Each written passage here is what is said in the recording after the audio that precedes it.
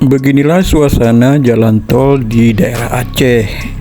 Jalan tol di Aceh ini sering juga disebut dengan Jalan Tol Jokowi karena tol ini dibangun di masa pemerintahan Bapak Jokowi yang merupakan Presiden Indonesia yang ke-7. Suasana Jalan Tol Jokowi ini saat kami melintasinya masih terlihat sepi. Namun demikian, jalan ini telah memudahkan masyarakat Aceh dalam melakukan perjalanan dari Banda Aceh menuju Kota Sigli. Jalan tol yang menghubungkan Kota Banda Aceh dan Sigli ini rencananya akan tembus hingga Kota Luxmawe. Jalan tol ini masih jarang orang gunakan karena masih ada jalan umum yang menghubungkan Kota Banda Aceh hingga ke Aceh Tamiang.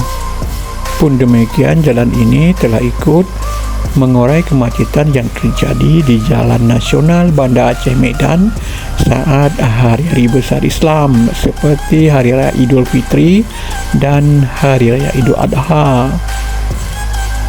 Kebanyakan masyarakat yang berpergian dari Banda Aceh menuju Medan lebih menggunakan jalan tol ini karena perjalanannya lebih lancar.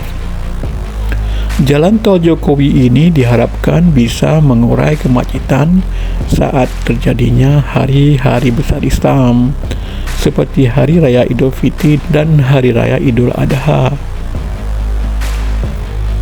Di sepanjang jalan tol Aceh ini terlihat area persawahan di kiri kanan jalan tol ini serta nampak di kejauhan gugusan Gunung Bukit Barisan. Jalan tol Sigli Banda Aceh sepanjang 74,2 km ini pembangunannya terdiri dari 6 seksi. Seksi 1 yakni ruas Padang Teji Selimom. Seksi 2 terdiri dari ruas Jalan Selimom menuju Janto. Seksi 3 Janto menuju Indrapuri. Adapun seksi 4 mencakup ruas Indrapuri menuju Belang Bintang. Adapun seksi 5 merupakan ruas dari Belang Bintang menuju Kota Baru, serta seksi 6 dari Kota Baru menuju Baitussalam.